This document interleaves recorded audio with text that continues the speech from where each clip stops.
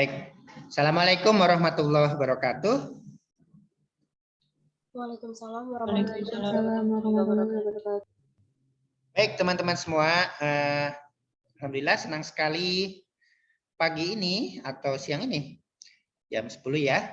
Kita berjumpa kembali di kajian psikologi agama dan pada kesempatan ini kita akan mengkaji salah satu tema dalam psikologi teori ya.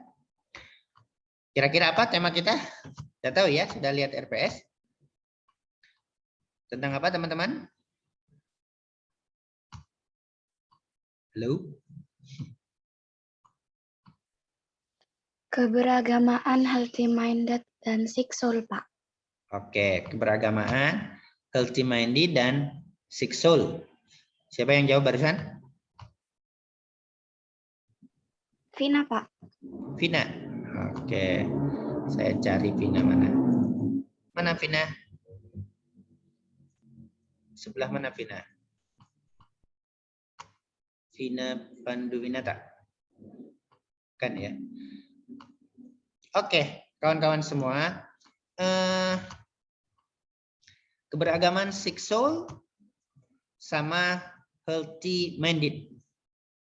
Kira-kira itu teori apa ya teman-teman? Teori kepribadian kah? Teori perkembangan kognisi kah? Teori apa kira-kira teman-teman? Mohon diingat bahwa objek material dalam psikologi agama adalah manusia beragama dan objek formalnya adalah pengalaman beragama. Jadi healthy minded and sick soul pun tidak lepas dari objek material dan objek formal ini. Siapa yang bisa? Kira-kira tentang apa? Halo? Ada sembunyi semua? Nah, apa kira-kira itu, Vina? Vina Alfi ya.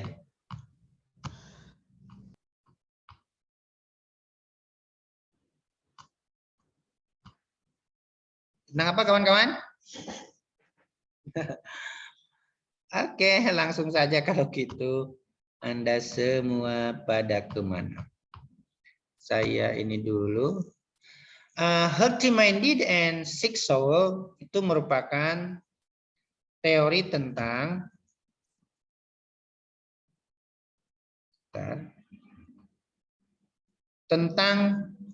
dua cara pertumbuhan keagamaan.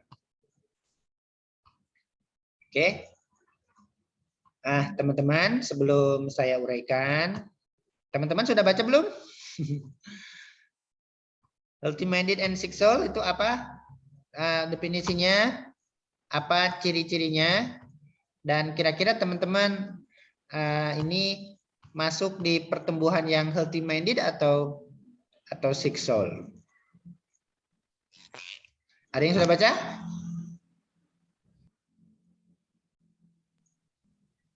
Belum, Belum? Pak. Belum?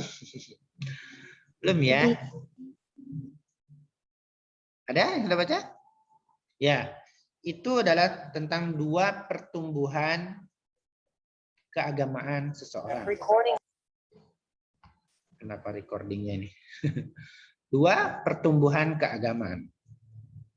Nah, maka mari kita pahami ini sebagai teori untuk menganalisis data-data atau informasi kalau itu kita pakai dalam teori skripsi Anda, atau untuk melihat diri kita.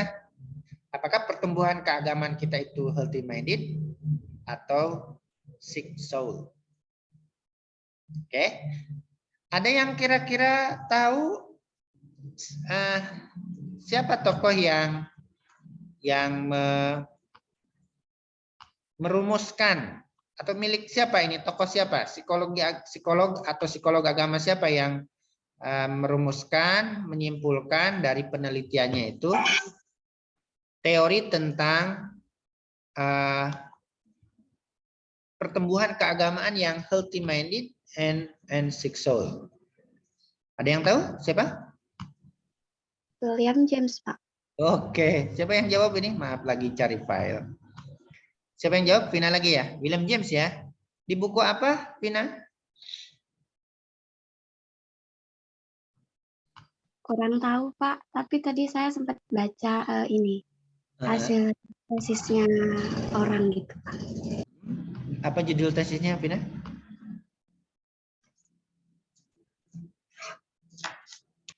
Judul tesisnya ingat? Ingat tak? Ya. Ini masih dicari, Pak. Betul sekali. Ini Vina betul ya? Betul sekali. William James. Kalau bukunya ingat, Vina? Enggak, Pak. Bukunya apa? Di buku apa William James merumuskan teori pertumbuhan keagamaan yang healthy minded and sick soul ini?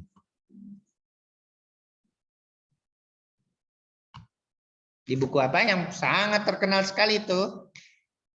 Mempengaruhi pertumbuhan, perkembangan psikologi humanistik dan transpersonal. Buku apa? Bukunya judulnya ini. Oke. The Varieties of Religious Experience. Di sini ada 20 dokumen perkuliahan dia tentang penelitian dia yang dikuliahkan tentang pengalaman beragama orang-orang yang dianggap soleh lah bahasa kita, yang mempraktikkan keagamanya sungguh-sungguh, dan penelitian keagamaan secara umumnya. Dari bahkan di sini 4 bab. Jadi saya baca itu banyak sekali 4 bab. Bab 4, 5, 6, 7. 5, 6, 7. Nah, dari situ, dari penelitian itu dia kalau tidak salah sampai ribuan ya yang diteliti, menyimpulkan bahwa pertumbuhan keagamaan individu yang dia teliti kalau diklasifikasikan secara kutub per kutub, satu adalah healthy minded, satu adalah sick soul. Pertumbuhannya gini, keberagamaannya mereka, satu sick soul, satu healthy minded. Itu ya, William James dalam bukunya itu tadi. Oke, teman-teman semua sudah bisa dilihat? Sudah nampak belum? Sudah ya. Oke, makasih informasinya. Karena tanpa informasi Anda nggak tahu itu sudah muncul apa belum. Baik, ini dia. Healthy minded and sick soul sebagai dua tipe pertumbuhan keagamaan. Oke. Nah, kawan-kawan semua, William James menulis teori itu dalam bukunya The Varieties of Religious Experience di 4 bab, bukan 2 bab. Di buku saya 4 bab. Healthy minded and sick soul adalah 2 macam ekspresi berbeda dari suatu sentimen keagamaan individu. Oke, sentimen keagamaan, pertumbuhan keagamaan individu. Dan kata William James, sebagaimana ekspresi dorongan hidup atau dorongan mati, motivasi ya, karakteristik ini muncul juga dalam bidang selain agama. Apa itu keberagaman healthy minded and sick soul, tentu kita akan diskusikannya dari buku itu dan menurut William James, bukan menurut saya ya. Nah,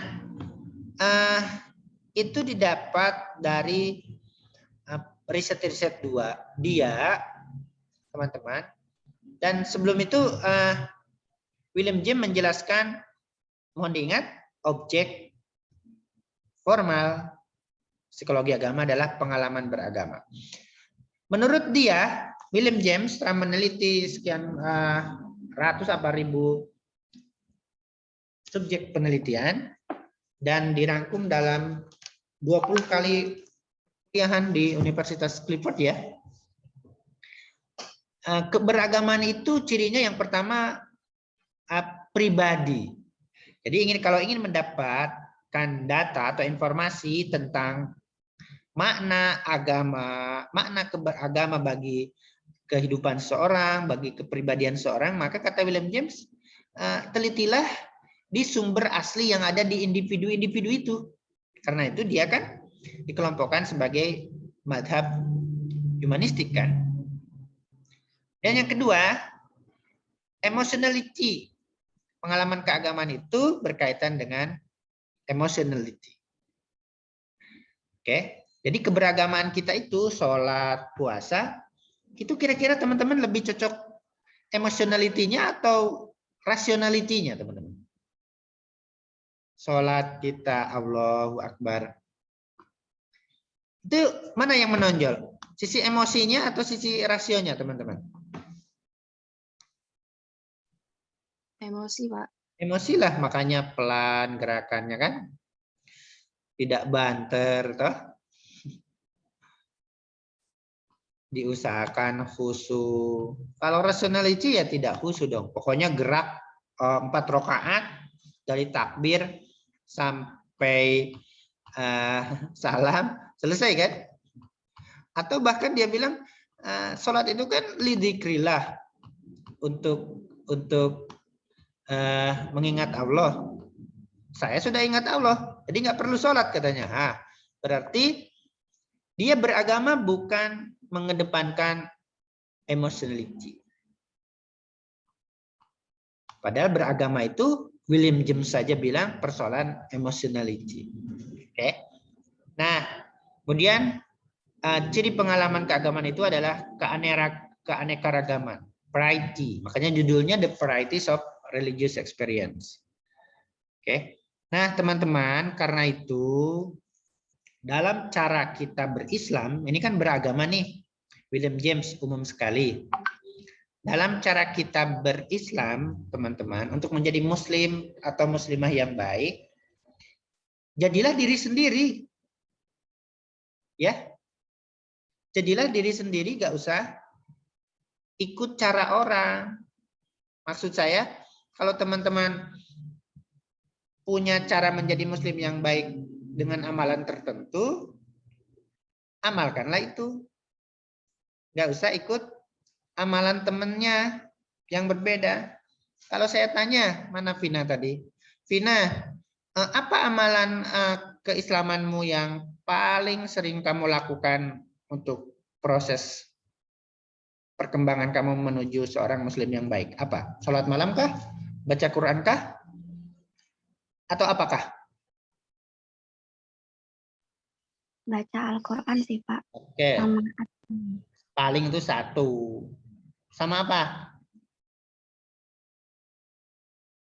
Qiraatul Quran ya. Irsyad, apa amalanmu? Gak ada. Naila? Ya Pak, Apa amalanmu? 2 rakaat sebelum subuh Pak. Oh, sholat fajar. Iya Pak. Jenis sholat fajar. Kok nggak sama witirnya sekalian? Siapa tadi? Naila ya. Fiebi? Nggak ada. Sholat ini Pak. Apa Fiebi? Yang keras? Sholat duha. Duha. Yang lain?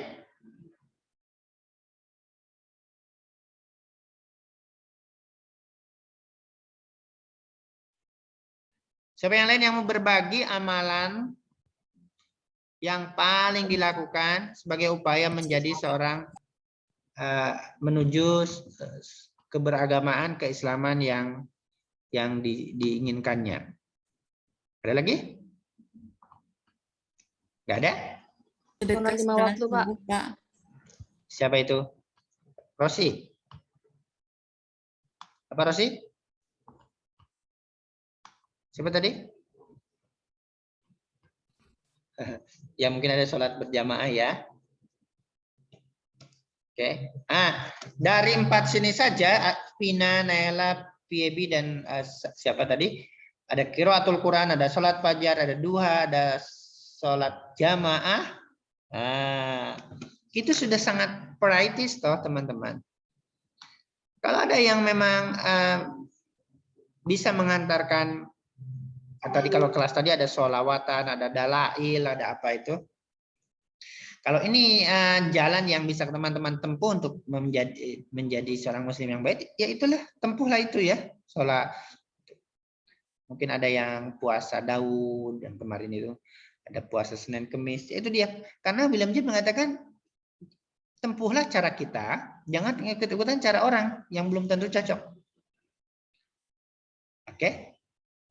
Karena pengalaman berislam, pengalaman beragama, kata William James, berarti dalam konteks kita pengalaman berislam itu sangat praktis.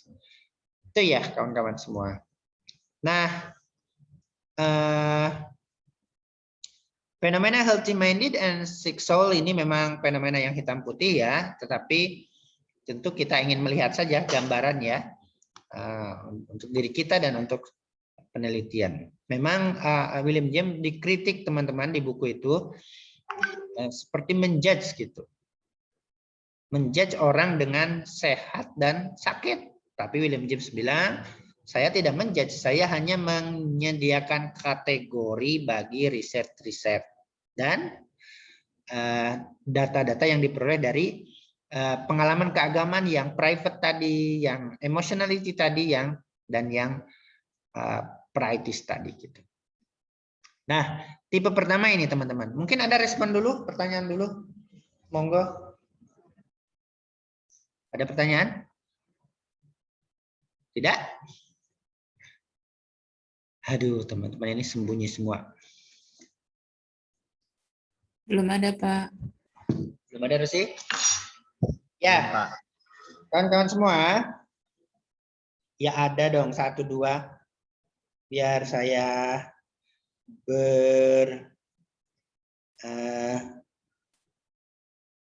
bernapas.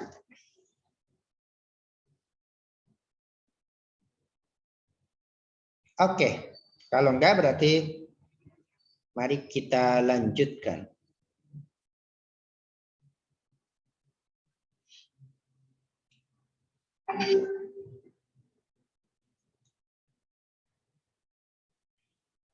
Yang pertama, kawan-kawan, kita akan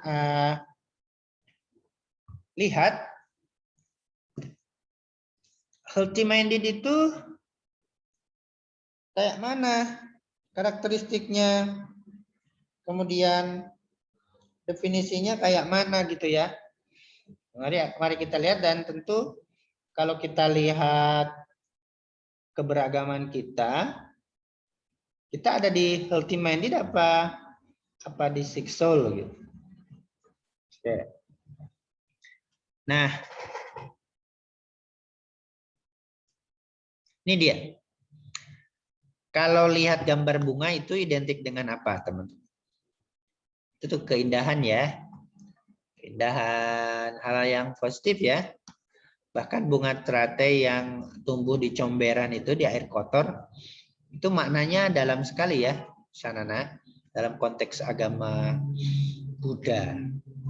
Dalam sekali. Iya ya, maaf yang bunga desa itu kan jadi bunga desa ya. Bunga desa, misalnya kalau KKN kalian akan dibilang, wah kamu nanti ketemu bunga desa atau pemuda desa. Nah, orang yang beragama, pertumbuhan keagamaannya healthy minded, karakternya ini optimis yang pertama, yang kedua bahagia.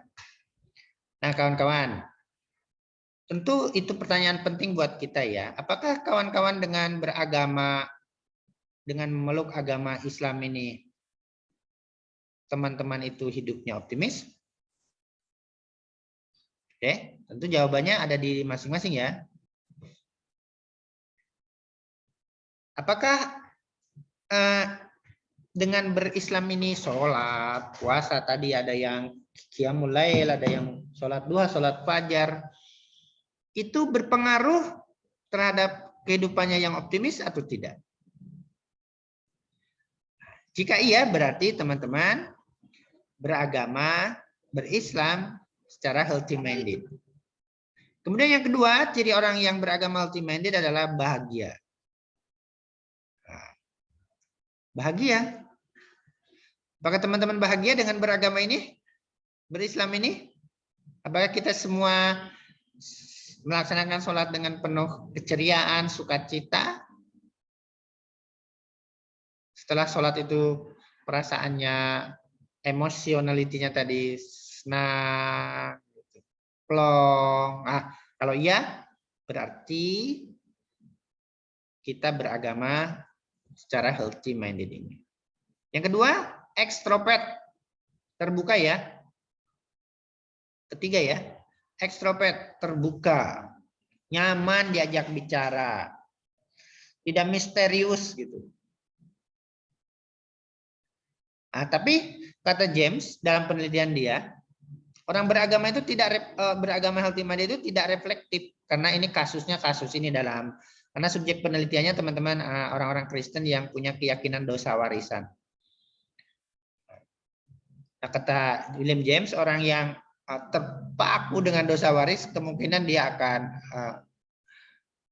walaupun percaya gitu, tapi kalau terbebani dengan dogma dosa waris, maka dia akan susah hidupnya. Makanya orang-orang yang healthy minded ini katanya tidak reflektif, gerak urusan, pokoknya percaya gitu.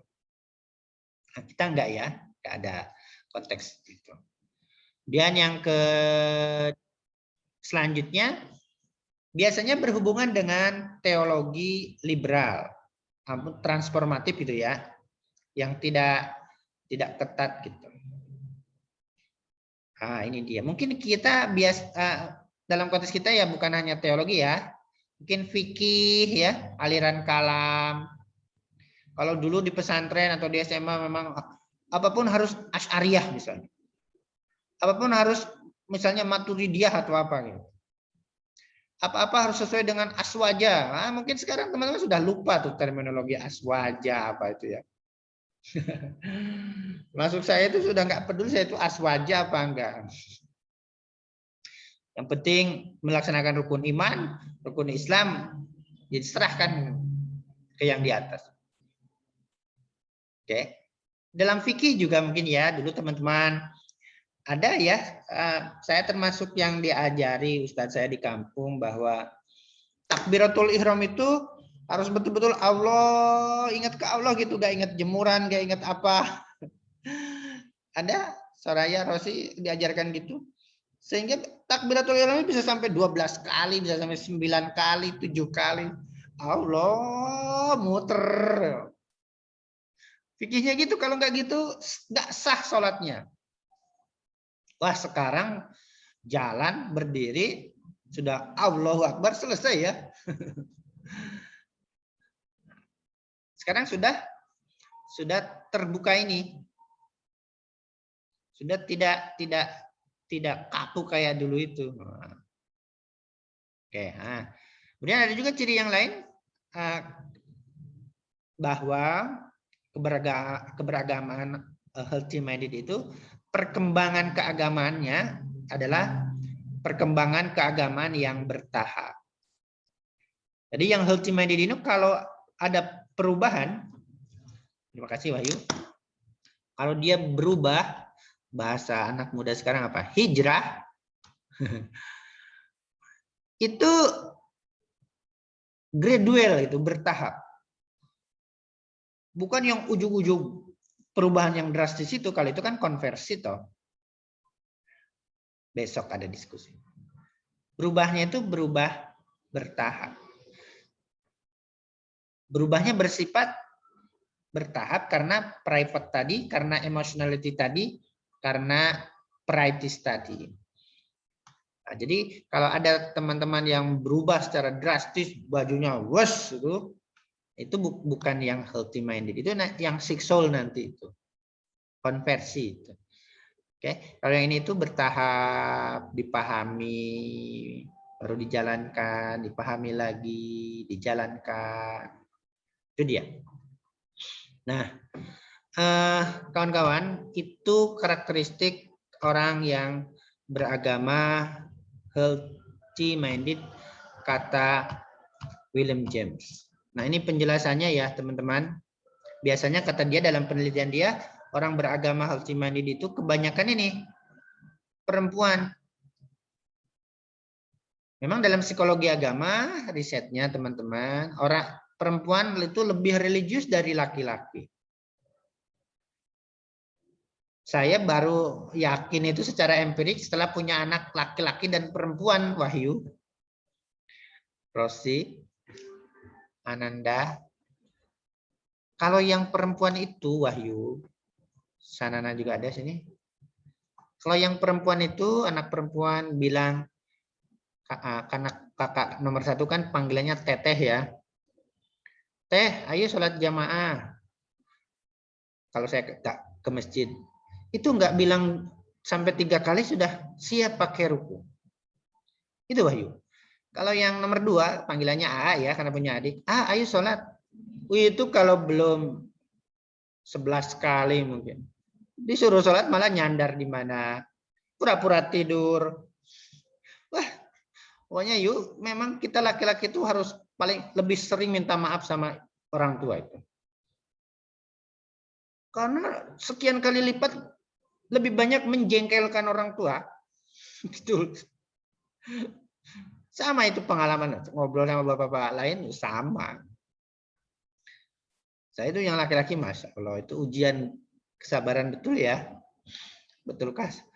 Saya itu seperti ceramah-ceramah saya harus sabar, harus sabar.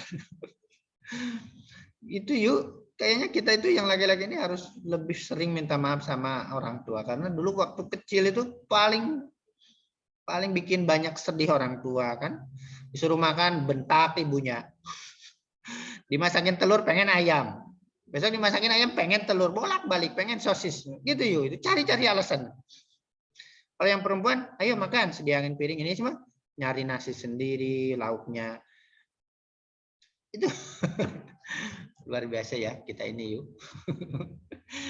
Yang laki-laki ini. Ya, itu dia ya. Teman-teman, kemudian ini yang reflektif saya tidak usah jelaskan karena ini sangat konteksnya dengan konteks kekristenan ya tentang warisan dosa ini, dosa waris. Saya langsung saja ke sick soul. So, one thing that you have to keep in your mind is be healthy minded ya. In our religiosity, in order we live happily, successfully, and proudly, of course. Gitu ya, teman-teman semua. Baiklah. Oke, ini dia. Nah, sekarang kita ke yang biar banyak diskusinya. Nah, ini yang bertahap tadi ya. Orang beragama healthy minded ini tidak heboh kalau ada perubahan gitu. Kalau berubah. Oke, tanpa kegaduhan. Ya berubah-berubah. Gak usah, hey guys, aku sekarang direkam gitu. Sudah tahajud tiap malam. Tadi siapa yang tahajud? Yang sholat fajar? Naila. Hey guys. Nggak usah. Orang beragama healthy minded sangat natural, gradually, tanpa kegaduhan, tanpa rame-rame. Dalam hal dia pertumbuhan, perubahannya ya, perkembangannya. Oke, karena itu cocok untuk akademisi, guru agama, penulis buku ya. Ini dia. Teman-teman, ini dia yang healthy minded. Nah, sekarang tipe kedua yang sick soul. Sebelum ke sick soul, mungkin ada pengalaman dari teman-teman tentang keberagaman teman-teman healthy minded ini atau pertanyaan. Silahkan. Please deh nanya. Ngajar dari pagi. Nanti satu kelas lagi setelah kalian. Baby biasanya nanya. Wahyu? Belum kepikiran apa-apa, Pak. Masih mencerna. Waduh, iya. Oke ya. Oke, baiklah. Lanjut dulu ya, teman-teman. Oke. Nah, sick soul. Sick soul ini Intronya ini dia. Oke. Gambaran individu di mana dia memandang agama dan kehidupannya sebagai penderitaan, beban. Ini dia. Itulah keberagamaan yang siksol ini. Jadi sholat dianggap beban, derita, puasa, yang rutin-rutin itu ya, zakat dianggap beban, bahkan kehidupan ini secara umum. Maka inilah the six soul. Inilah keberagamaan ya dengan atau pertumbuhan keagamaan yang six soul ini. Dengan jiwa yang sakit ini. Kalau terjemahan bebasnya ya. Tapi mari kita lihat kategorinya dulu. Oke. Gimana? Nah, memang dalam psikologi kata James itu jarang mendapat perhatian yang siksol ini ya. Terkait dengan instrumen, teknik, memperoleh data. Tetapi kata James dengan ciri pengalaman beragama tadi yang private, yang personal, yang emotionality, dan yang varieties tadi, sebetulnya data-data itu banyak sekali bisa diperoleh dari individu-individu yang beragama itu. Memang ya tidak mudah kan di barat mungkin ya untuk melihat, meneliti ini orang beragama secara siksol, karena biasanya di sana kan kalau nggak beragama ya ateis kan, tidak beragama kan. Iya toh? Coba kalau kan hanya berapa persen di Amerika orang beragama kan? Hanya berapa persen? Kebanyakan tidak beragama. Apa agama itu? Kita yang memandang agama penting kan? Sampai ada di KTP kan? KTP saja kita saking pentingnya harus ada kolom agama. Di Jepang nggak ada, Amerika nggak ada. Oke? Nah, bagaimana orang yang beragama secara siksol ini karakteristiknya? Yang pertama, pesimistik. Ini dia teman-teman. Kalau kita berislam ini, beragama ini, dengan sholat, dengan baca Quran, tetapi masih saja kita memandang hidup ini secara pesimis, masih saja berkeyakinan tidak bisa menggapai cita-cita, padahal kesuksesan itu hak kita ya teman-teman ya, semua berhak sukses. Berarti kita termasuk orang yang beragama secara siksol ini. Kalau masih pesimis ini, seharusnya kita optimis ya teman-teman ya.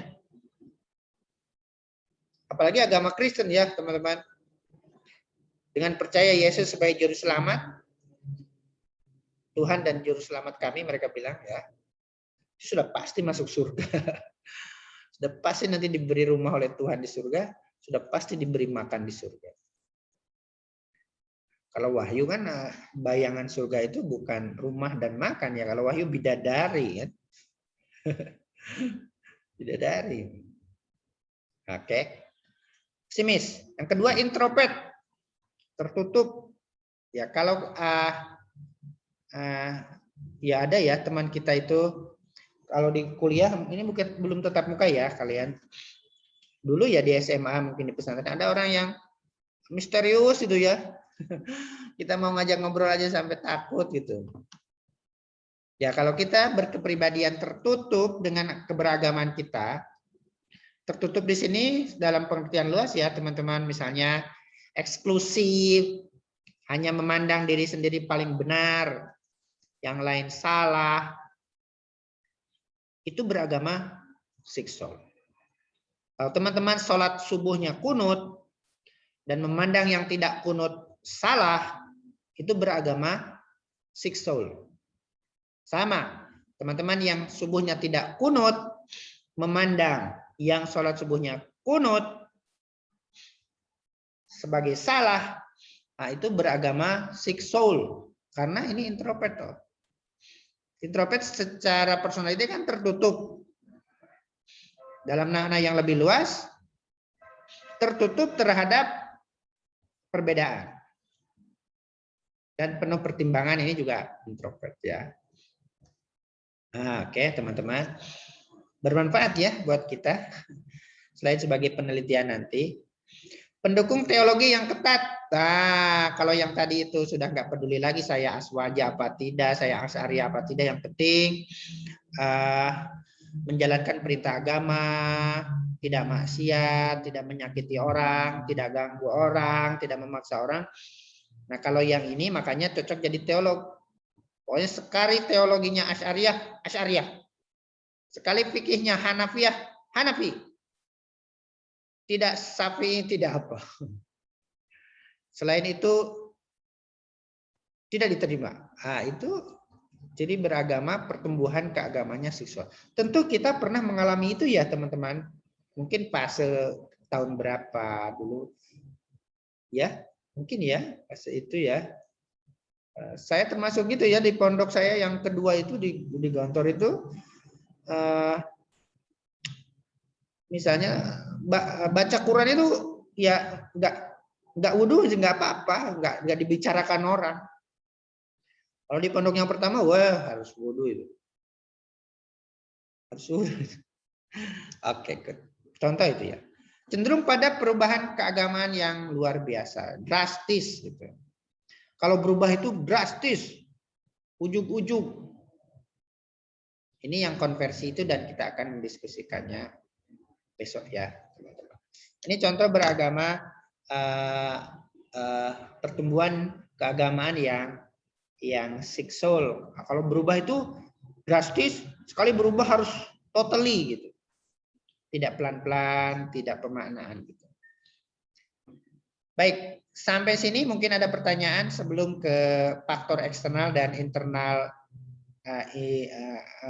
seksual, ada?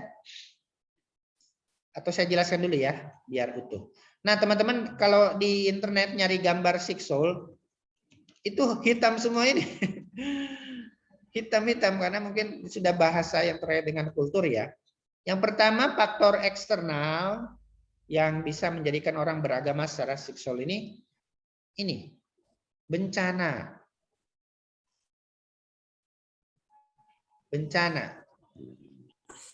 Ya. Misalnya ada bencana, dengan bencana ini kan banyak orang yang berkata, Tuhan, kenapa kok aku yang kena bencana? Kok enggak orang itu loh, kampung itu yang maksiat, yang ini, yang ini, yang ini. Saya kan sholat Tuhan. Kau kan tahu aku sholat. Kau kan tahu aku percaya padamu. Udahlah aku nggak usah sholat. Kenapa aku kok sholat juga aku gagal diterima kerja, gagal pernikahan, misalnya. Itu ya. Bencana alam, bencana sosial, bencana individu. Ini tidak jarang menyebabkan pertumbuhan keagamaan yang awalnya mungkin healthy minded menjadi seksual. Kemudian tentang kejahatan ya, sama dengan bencana tadi. HP hilang di masjid pula. Ya Allah, saya itu ke masjid sholat. Kok malah HP-nya dicolong uang. Wes aku ora sholat menen yang masjid dah. Itu ya. Gimana tuh Tuhan, kamu kok nggak adil? Oh itu dia. Oke, kalau internal ini, oke. Pertama temperamen ya teman-teman. Orang yang beragama, sholat, dia baca Quran, dia tadi sholat 2 rakaat sebelum ini, sholat fajar, sholat jamaah. Tapi kok temperamental lah, itu orang beragama secara pertumbuhan keagamanya yang seksual. Ada ya, orang pintar sekali tapi marah-marah aja kerjaan. Ada juga menteri yang marah-marah gitu ya. Nah itu dia beragama seksual dalam perspektif psikologi William James ini ya. Dan konflik dan keraguan, perasaan jauh dari Tuhan, Kalau kita merasa jauh dari Tuhan, padahal Tuhan itu sudah memberi banyak kita nikmat ya, kesempatan, suksesan, maka kita beragama secara seksual. Oke, ini dia. Oke, nah teman-teman, di buku satunya saya ringkas. Ini an introduction to psychology of religion. Diterjemahkan dialog psikologi dan agama, jauh sekali. Itu Krebs menyimpulkan bahwa dia membandingkan orang pertumbuhan keagamaan yang healthy minded dengan seksual. Yang pertama, yang healthy minded itu menolak tidak bahagia. Kemudian yang kedua, jadi ya beragama itu harus bahagia, karena agama itu jalan kebahagiaan, toh. Bukan jalan penderitaan. Jadi kalau ada orang dengan beragama menderita, itu sick soul. Ada perintah sholat menderita, ada puasa Ramadan menderita, susah. Itu sick soul itu, gak usah heran. Kalau ada orang ngaku gitu, Anda itu beragama sick soul dalam psikologi, bilang aja. William James udah mengatakan gitu tahun 70-an. Oke. Tidak bahagia adalah keburukan atau kesalahan dalam buku.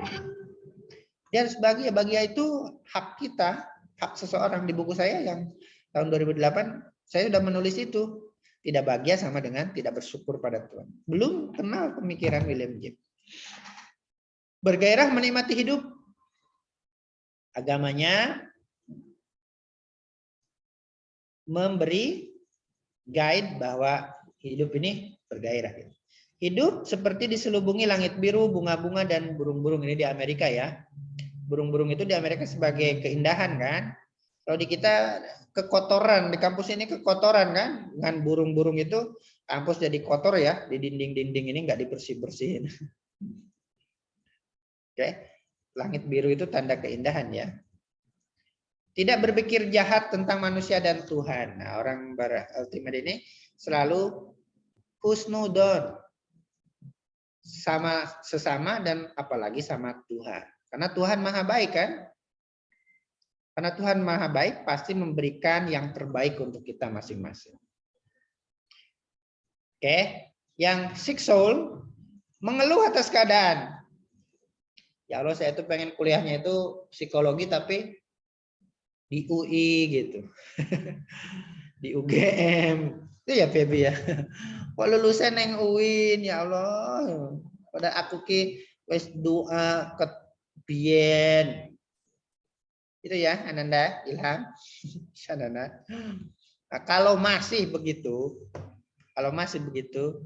nah Anda, saya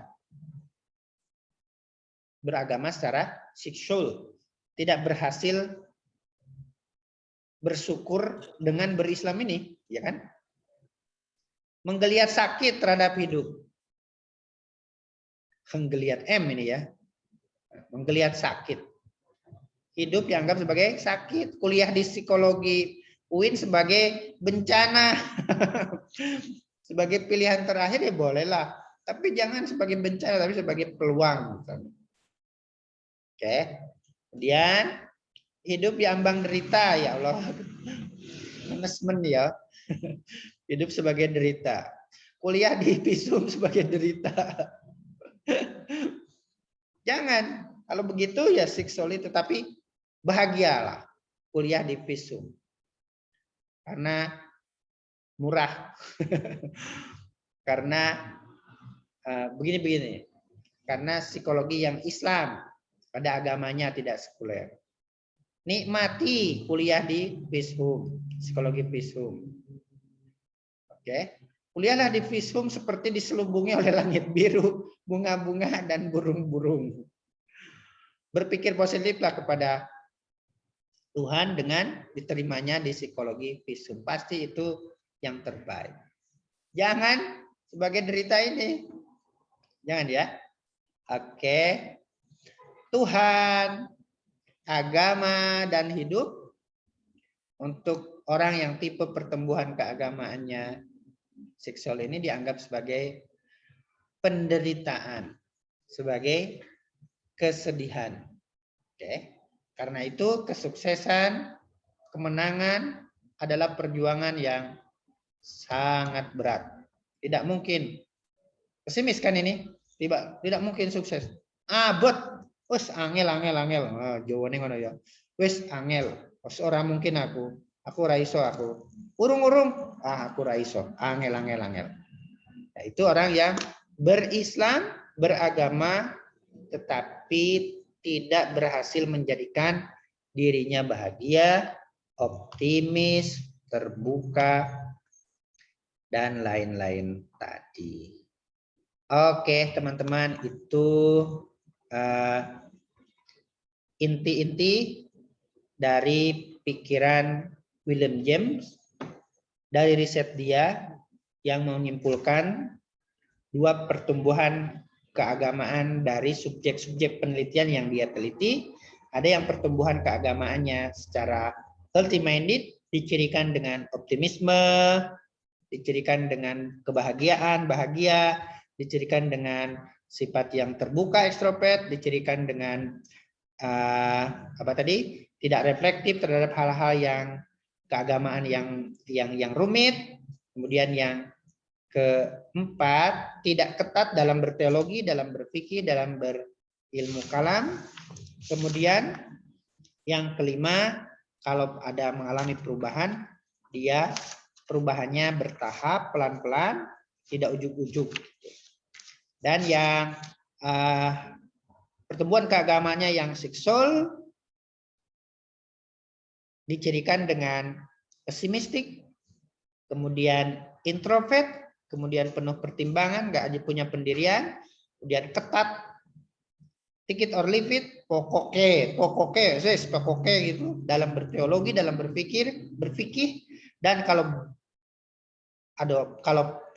mengalami perubahannya yang sangat drastis, seperti di film anak-anak itu, berubah, berubahlah segalanya. Baik, itu yang bisa saya jelaskan, teman-teman. Mungkin ada pertanyaan, silakan.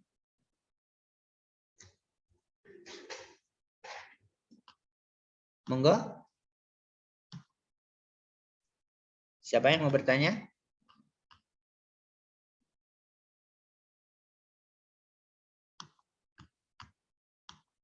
Adakah?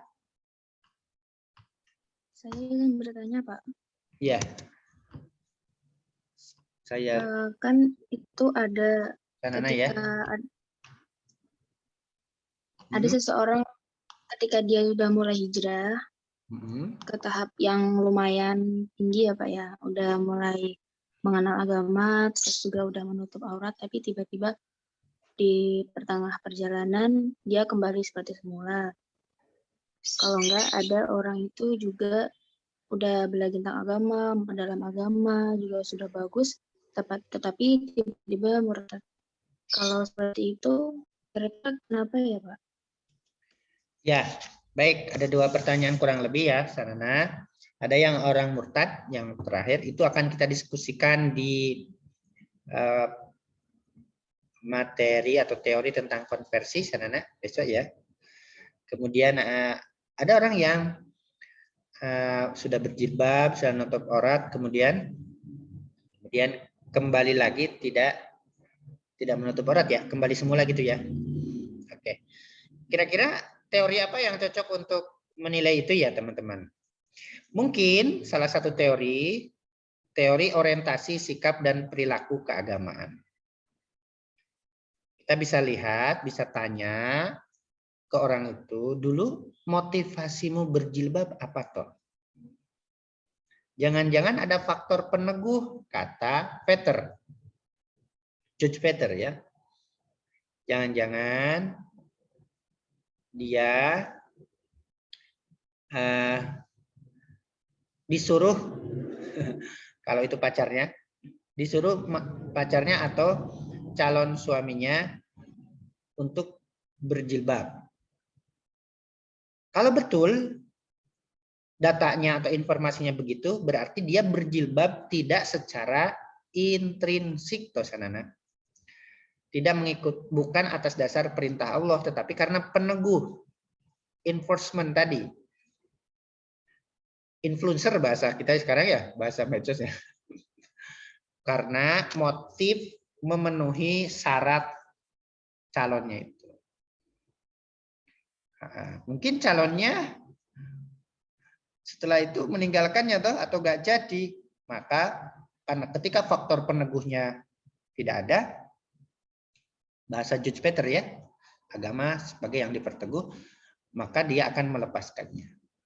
Dari teori ini bisa disimpulkan, kalau data-datanya itu, maka sosok tersebut, tokoh tersebut beragama, berjilbab, dengan motif, dengan orientasi yang ekstrinsik.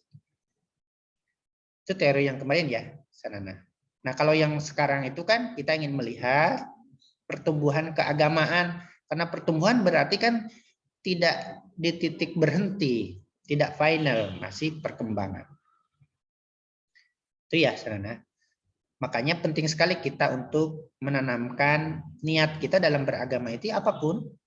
Tadi yang sholat hajat, yang sholat jamaah, untuk orientasinya orientasi internal, intrinsik atas perintah agama. Yang murtad tadi bisa jadi juga dibaca dengan teori ekstrinsik dan intrinsik ini. Tapi dari besok ada yang kedua, besok ada teori khusus tentang konversi agama. Yang ketiga, perubahan yang konversi itu kalau dibaca dengan pertumbuhan yang sekarang memang masuk ke pertumbuhan yang siksoul. Karena keberagamaan, pertumbuhan keagamaan yang siksoul itu salah dua cirinya itu selalu mengalami konflik kan? Konflik dengan dirinya. Tidak bisa menyelesaikan konflik keberagamannya, tidak menyelesaikan konflik internal misalnya. Intrapersonal loh. Konflik interpersonal itu harus diselesaikan tuh. Saya sering cerita ke kawan-kawan, lama saya mengalami konflik intrapersonal terkait dengan jidat saya yang nong-nong dulu untuk SMP. Ya Allah, kenapa tuh? Ya, menyakitkan loh ketika itu saya dipanggilnya Roni Taher. Ada berapa Roni satu angkatan? Saya Roni Taher. Bahasa Sunda itu Taher itu tarang herang. Jidat kinclong. Apalagi dulu kan musim-musimnya itu, Wahyu ingat nggak? Waktu cowok itu punya rambut, minyak rambut yang namanya lavender. Ingat? Itu lavender itu rambut kalau dikasih lavender itu bisa berhenti gini. Tapi kalau kena sinar matahari bisa netes itu minyaknya. Ya tambah kinclong lah jidat saya kan. Jadi Roni Taher. Roni tarang herang. Jidat kinclong. Itu Sanana ya. Karena Sanana menghilang. Oke. Yang lain? Saya, Pak. Ya, Wahyu. Saya tapi bukan mau nanya, Pak, cuma mau memastikan aja. Ya. Jadi perbedaannya itu sangat tipis ya, Pak, antara keberagamaan ekstrinsik dan intrinsik dengan keberagamaan healthy minded dan sick soul. Kalau keberagamaan ekstrinsik dan intrinsik itu lebih ke apa-apa yang terjadi sebelum perilaku agama itu muncul ya, Pak. Iya. Healthy minded itu kayak kebalikannya gitu, sesudahnya. Ya, ini pertumbuhannya. Betul sekali. Kalau ekstrinsik dan intrinsik adalah orientasinya, motivasi beragama kan? Pastinya, Pak, iya. Motivasi beragamanya. Kalau healthy minded dan seksual ini, bagaimana seorang mengalami pertumbuhan beragamanya? Bisakah dalam waktu bersamaan healthy minded and seksual? Tidak bisa. Karena tidak mungkin orang hidup bahagia menyatu dengan ketidakbahagiaan. Tidak mungkin seksual dengan healthy minded. Tidak mungkin orang beragama secara optimis menyatu dengan keberagamaan yang pesimis. Hidup orang beragama yang hidup pesimis. Tidak mungkin kan? Tidak mungkin pula orang yang berbaik sangka pada manusia sesama dan kepada Tuhan menyatu dengan berburuk sangka kepada sesama dengan Tuhan. Nah, kalau yang motivasi beragama tadi yang tidak tampak kata Anda, itu sangat mungkin orang dalam waktu bersamaan, kan di matriks itu bisa beragama secara intrinsik dan juga setuju dengan beragama ekstrinsik. Dia dalam waktu bersamaan hidup berdasarkan agama, dan dalam waktu bersamaan hidup memanfaatkan agamanya itu. Bisa toh? Nah, kalau ini tidak bisa. Nah, pertanyaannya mungkin yang lebih substansial, teman-teman. Apakah satu untuk selamanya, once for all? Tentu tidak, kan? Mungkin PAB kemarin hidup pertumbuhan keagamannya healthy minded karena begini. Ternyata malamnya mengalami pertumbuhan keagamaan sick soul karena dapat bencana, karena disakiti teman, karena begini. Sehingga yang paginya sangat ekspresif itu sangat husnudon sama Tuhan. Ya Allah, Tuhan terima kasih engkau berikan aku kesuksesan. Ini aku dapat hadiah motor. Motornya malamnya hilang, dicolong uang. Lah piye tahu, ya Allah, kau berikan aku motor pagi, tapi kok malam-malam dicolong orang, yang lebih baik gak usah engkau berikan aja. PHP ini namanya. Pagi sangat husnudon sama Tuhan, sama Allah Subhanahu wa taala. Malamnya bilang Tuhan mem-PHP. Padahal kan, hei orang-orang yang beriman, janganlah menganggap Tuhan mem-PHP-mu, kan? Misalnya, yang gitu ya. Mas Adi ya, Mas Adi. Itu Mas Adi ya. Terima kasih, Pak. Ada lagi?